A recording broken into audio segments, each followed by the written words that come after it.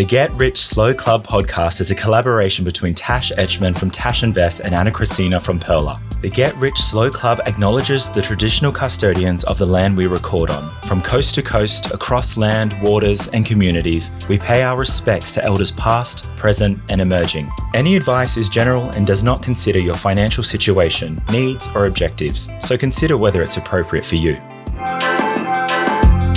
Welcome to the Get Rich Slow Club podcast, where we take you from beginner to confident investor, where we can teach you everything you need to know about investing. So come get rich slow with us.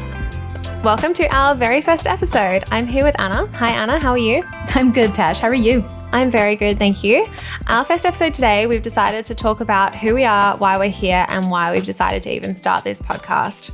Anna, do you want to quickly introduce yourself? Yeah, sure. I'm Anna. I'm head of product and community at Perler, which is a wealth management platform that focuses on long-term investing and financial independence. So I've been working there, really love it. I've also been a huge fan of financial education and literacy. So it's great to be combining my passion and my career in the same space. Yeah, very exciting. And what about you, Tash? I post online under Tash Invests, so I share how I save, invest, and make money. Outside of that, I work in behavior support. I studied OT and kind of work in healthcare, which has been lots of fun, but it's been nice to kind of combine both things as well in terms of education and empowering others, but also having the financial literacy too. It's kind of awesome that you have a job that has nothing to do with finance, and then this is kind of like your other passion project side. So I love that you have that balance. Lots of people say that, but I think it links in a lot more than people realize because finances impact every single part of your life and your day, and it impacts everyone. And in my job as well, I do lots of kind of like, not quite financial coaching, but we do budgeting and we talk about money, and even just working under the NDIS as well, which is how like disability supports are funded. Like it's so much money-based stuff that people just don't really know or talk about enough. So it all links in nicely. And like the skills of being able to share and teach and like articulate information, I guess, as well. That's valid. I think like money does touch almost every single part of our life. So it's actually interesting to hear that. And did you mention that you're licensed? I haven't mentioned it, but yes, I did get licensed back in November. So I can officially give general financial product advice, which is very exciting. Oh, how cool. I love watching your career development too, how that's all come together. It's like two separate parts. I kind of just decide what I want to do, but for now it works okay. Work part-time in healthcare and then do this on the side. But yeah, it's very, very, very excited. I'm still trying to figure out what I'm doing with my life. So we started this Get Rich Slow Club kind of collab. Do you want to talk a little bit about that, Tash? Yeah, I think I was in Sydney at the time and I had a random idea with my friend Sarah. We wanted to do events and to get people involved and talking about finance in real life.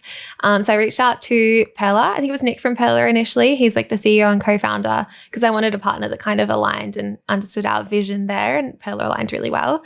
And then we had a few panel events in real life, like one in Sydney and one in Melbourne. And we got so many awesome people together and just spoke about money and investing. And it was such a great, awesome environment. And it was our moderator or like host. So that was really great too. And it was just like so good to see so many people in real life in the same space talking about money. What I loved about that event is I've gone to a lot of events in my life, a lot of them around career and work and networking. And the cool thing about this one is I don't think I've ever been to an event where you can literally talk about money, like what your financial goals are, what you're working towards, how often you're investing, because money can be so taboo. And we are kind of trying to demystify that awkwardness and and make it more accessible. Yeah, definitely. It was so awesome to have so many people sharing so many things, and like the audience was so interactive as well, and people were asking so many questions and sharing their thoughts, and it was just such a lovely space to be part of. So we wanted to kind of extend that and thought, how could we reach more people? And the podcast kind of came up. Yeah. And I think as we kind of collaborated on this, Tash, one of the things that we've talked quite a bit about this podcast is that it's really hard to find a space to know where to go to get all of the information about investing in a logical order. Often there's books out there that you can read, but sometimes it can get overwhelming. Where do you start? If you listen to a podcast, sometimes they're, interviewing people and you're still trying to figure out what does ETF stand for. So this is how we kind of got together and decided that we will create episodes from, beginner to help people become confident in their investing journey. Yeah, I definitely struggled when I first started learning how to invest because there's so much information out there, but you just don't know what's applicable or what order to learn about it in. So we did some research and asked our audiences to fill out a form that Ana set up, very product manager of you, all about like the best steps and like the best order to learn about investing and what other people thought. And then we kind of took all that information and put these episodes together. Like it's not perfect and it's really hard to decide who needs to learn what in what order, but we think this is a logical way to learn and it'll be our this is where you can start and go from there. I really love that we actually reached out to our audience because this way it's a collaborative effort, right? It's not just Tash and I putting these scripts together and trying to get all the right stuff. It's actually reaching out to the community, making sure that we're doing things that make sense for all of us. And that's why we're a club, right? Like we're a get rich slow club. It's trying to encompass that collaborative nature as well. Yeah. So. It's really hard to learn from people who you don't relate to. And that's why we've kind of thought it was important to share this episode as well and share a little bit more about ourselves. But while we have learned and had our own journeys, we're not the biggest experts ever, which is why we want to collaborate and take people's feedback on and kind of make it a journey. Yeah. Awesome. So this podcast is our first step in doing that. Yeah. Let's continue by talking about our investing journeys. Do you want to start, Ana? Sure. My investing journey. Oh my. I guess I started somewhere in my 20s. I'm originally from Canada, and in Canada, we have this thing called an RRSP, a registered retirement savings plan. It's kind of like a super. The big difference is that your employer doesn't put money in, but you yourself have to put money in. So I knew this was a thing you do. I just didn't know what to do. And in Canada, you kind of go to the bank and you ask the bank and they make you do a risk assessment survey. And, you know, obviously I didn't want my money to does the bank help you invest in Canada? Yeah, they do. Yes. So they act like a broker kind of as well. Ah, that's cool. Yeah, so it's cool, except in Canada, we have some of the highest fees in the world. So 2.5%. Massive, which at the time didn't sound very big, right? Because credit cards are 19%. So what's 2.5? Yeah. What is 2.5? It's a lot. When you're targeting like 5 to 7.5%, yeah, it's massive. It's a huge chunk out of it. Wow. Yeah. So I was investing, but it didn't seem like it was really going somewhere. I also have to remind people, like I am a little bit older than Tash. I graduated university, I think around like 2007. That was not the best time in the market. Yeah. What a time to graduate just before the GFC. Crazy. Yeah. And so it was hard to find a job at that time as well. So it was a completely different thing. I was trying to put some money aside. I didn't know what I was doing. And it only happened that I think I was in my 30s that I was like, wait a second, I have some money saved up. I have some things that I can do with it. What do I do? And that's really when I jumped into education. So one of the things I wanted to clarify is like, yeah, I started investing later in my life. You know, in my 30s was when I would say that I really focused on it. It's never too late to learn. And that's when I realized that the bank was charging me way too much. Yeah. I was impressed initially, but no, never mind. No, never mind. I was like, well, I guess it's kind of growing, but also in a very conservative portfolio. Things you learn. That wasn't advantageous for me at the time, but that's okay, you know, because a lot of investing is about habit building. So I already had the habits in place of squirreling money aside. It's just a matter of making sure that my investments are doing the right thing for me. I think that context is really important to look back on because I think we compare ourselves to so many other people. But I am 25 and I graduated school in 2014. So obviously when I graduated, it was a completely different time in the market compared to just going into like the GFC, and everyone was terrified and really scared, and lots of not great things happened back then. And especially in Canada as well, because I know it didn't affect Australia as much. Whereas when I graduated, like my first investment was when I was 18. I bought the S&P 500 index, which is the largest 500 companies in the US. But it kind of just only really went up from there. Like there was lots of gains. It was a big period of growth, and it really like built my confidence up, and I became a more confident investor from that. And I was initially like really scared of investing, and it took me a long time to invest consistently. But I don't think if I'd had that market that was just growing initially, I wouldn't have had that confidence to invest in the future. And then by the time there was the COVID crash in like, when was it, 2020, I'd been in the market for like 4 years by then. So I was like, okay, I know what I'm doing. I know what happens. I know this is part of the cycle. And I was just like ready and fine with it. But yeah, if that's your intro to investing, like welcome to the GFC, that's not the best. It's hard to come back from that. It's interesting you say that because in the first chapter of Psychology of Money by Morgan Housel. Yes. Couldn't remember. He actually talks a little bit about that, is that it depends on a lot of your relationship with money really depends on where you are in your life, where you were born, whether you were through a depression or not, or a recession, I should say. And it's very true. I think it's quite true. As opposed to some of my friends who maybe started investing at the end of a market run where everything was going up, up, up. And then when it dips, it's a completely different reality for them. Yeah, I think this is a really good time to just acknowledge or talk about privilege a little bit as well. Because I know when we look at other people's journeys and where they are, it can be really easy to try and compare yourself. But for example, I grew up in a very financially literate family where my parents discussed how much they were earning, how much their mortgage was. They discussed the pros and cons of taking certain jobs and why we were moving around. And I think that had a huge impact because I had the money habits from the start. I knew I had to save and invest, and that was just what people did.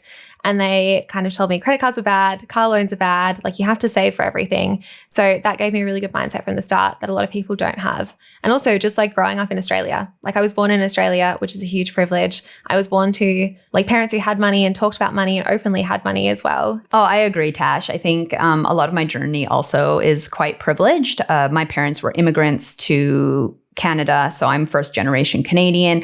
So they had a lot of tendencies that was very much around frugality. And so those ideas were really instilled in me. But similarly, I was born in a country that is really beneficial in terms of passport opportunity and so forth. And because frugality and, focusing on saving was a huge part of my family life, it really kind of helped me as well. So my parents really supported me in my journey. And I know that that's not the case for everyone. And similarly to you, debt was something that was really, really bad. If you took out a credit card, you paid it off right away, was what I was told. And it really kind of helped me to set up and save. But investing was the part that I learned much later in my life. And again, that comes down to just actually luck of the draw in terms of that privilege card. So I think it's important that we acknowledge that it's not everyone starts in the same spot. And I think a lot of people try and focus on very specific parts of privilege as well, which is another big conversation to have. But like I lived at home until I was 22, and a lot of people don't get to do that either. Or I went to a private high school and was supported through that. And I got to go to university in the same city that I lived in. So I could live at home for that for a little bit as well. So many bits of privilege there, but you will never, ever know someone's true full story just by watching them on social media. So while it's like fun to see what other people are up to, and I love money conversations, it's important to not compare yourself to others completely, because you can never completely replicate someone's situation. Yeah, exactly. 100%. So I think we can be inspired and excited about other people, but not comparing is the thief of all happiness, or what's the saying? Thief of all joy. But I think because people see where I am now, but they don't see like my journey beforehand. So I used to share my net worth online. I don't do that so much anymore. But when I graduated high school when I was 17, and I was really frugal. I saved every dollar. I counted every dollar. I worked like overtime. I was working like 50-hour weeks and just being so frugal and working really hard. But now that I've kind of I did those 4 years working really hard. I bought my investment property. I started investing. Now I'm kind of a bit more casual and flexible, and I can spend a bit more money. But without those harder years initially, I wouldn't have been where I am now. So it's hard when people see me at this point now, but they don't see all the stuff that happened beforehand. I can completely relate to that. I think back to some of my frugal times where my boss would be like, let's go for a coffee. And I just didn't want to spend the money on the coffee, right? Because I was trying to squirrel away and save as much money as possible. For me, a lot of my financial goals were around travel. And that was a huge part of my 20s. I saved as much as I could and I spent it on travel. And so things for me that I didn't think were of value were things I didn't want to spend money on. So those were just habits that I learned. And as my growth trajectory in terms of my career and also income has increased over time, being in my late 30s, my life has changed as well in terms of a bit of lifestyle creep, but also the things that I need to pay for because I have two little humans in my life, and life's goals just change, and my financial goals have changed as well. And just values as well. So when I was younger, I backpacked around India because I saved to travel as well. But I was getting overnight local trains with no aircon because I wanted to save $5, and I would never do that now. It was a fun experience. Me too. But now I value my time way more, and I'm like, why would I get a 16-hour train if I could get a half an hour flight for like $10 more. But back then I literally saved every single dollar. Whereas now I'm like, oh yeah, that's fine. I want to value my time a little bit more, and I'm way more busy than I was back then. But it's just interesting how much it shifts, and like how I had to have that stage to kind of be where I am now. I think a lot of that comes down to like financial freedom, right? And a big part of investing and saving and looking at wealth and money isn't to be rich. In a lot of cases, it isn't to have millions of handbags and gorgeous houses and pools. It's really about like the opportunity to choose the things that are most important and valuable to you, right? Like having financial freedom to, decide that you want to splurge on that flight instead of that train, or take some time off with your kids, or leave a really toxic job or relationship. That's really why this podcast is here, to help empower people to talk about their futures, focus on their wealth creation so that they can create the lifestyle and the life that they want for themselves. Yeah, and the freedom is so important as well, especially in terms of quitting jobs that are toxic and you don't like, or leaving toxic relationships. Like there's so many things that go into that, and like having the financial literacy and the money behind that is huge. Like you can have so much more freedom from that, and it's incredible.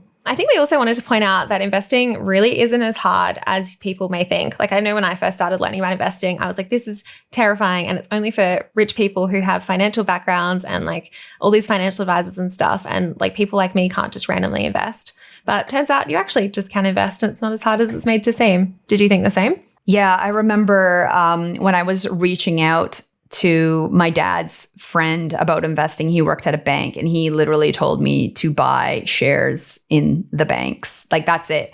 And I was like, surely there's like an easier way to understand all this stuff. And then I found a couple awesome books around financial independence as I started Googling, and realized this is really not that hard. Why is this not taught in schools? Why do other people not understand this? And as I started that journey, I became a broken record to my friends. I was like, oh my gosh, let me tell you about index funds. Let's talk about ETFs.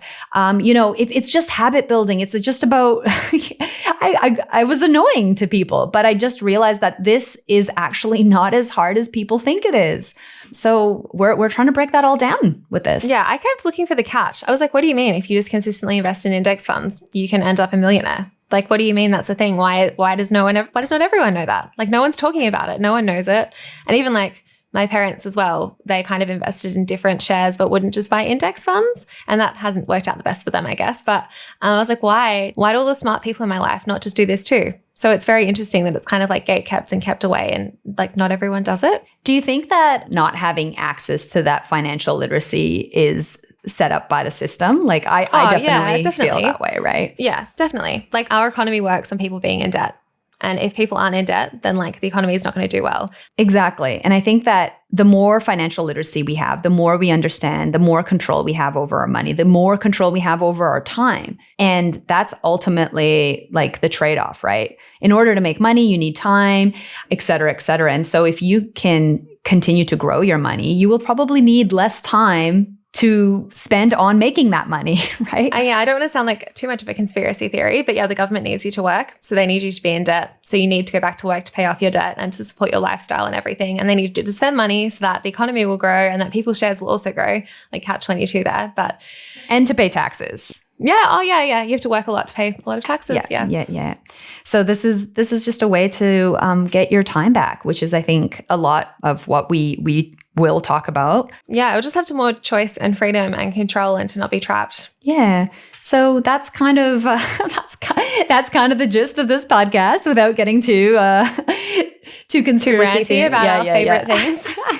We have lots of strong feelings. Yeah, but the next couple episodes will kind of break down investing and how to even get started. So it'll be much easier. Yeah, we hope you'll join us for this like full first season. We're very excited about it. We've got lots of fun things planned, and we really hope you'll stick with us. So in each of our episodes, we're going to try to have a little action at the end to get people started on their journey. And even if you're further along in your journey, it's always good to take these next little steps in making sure that you're on the right path. Or even just sharing it with others around you as well. Like if you're a little bit ahead, like think about who you can share this with or who would benefit from this as well. So this first action is a really easy one. It is to listen to our next episode.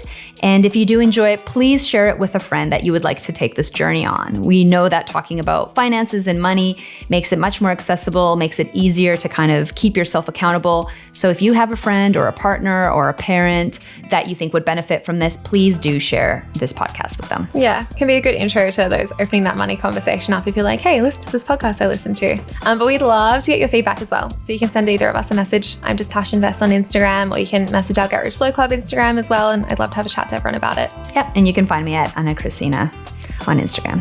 Cool. Thank you for joining us. Bye. See you next time. This show was brought to you by Natasha Etschmann, who is an authorised representative 1299881 of Guideway Financial Services, AFSL 420367, and Perla, who is an authorised representative 1281540 of Sanlam Private Wealth, AFSL 337927. Knowledge is power, especially when it comes to investing. So make sure you check out our financial services guides and read the product disclosure statement and target market determination for any investments you're considering. See our show notes for more info.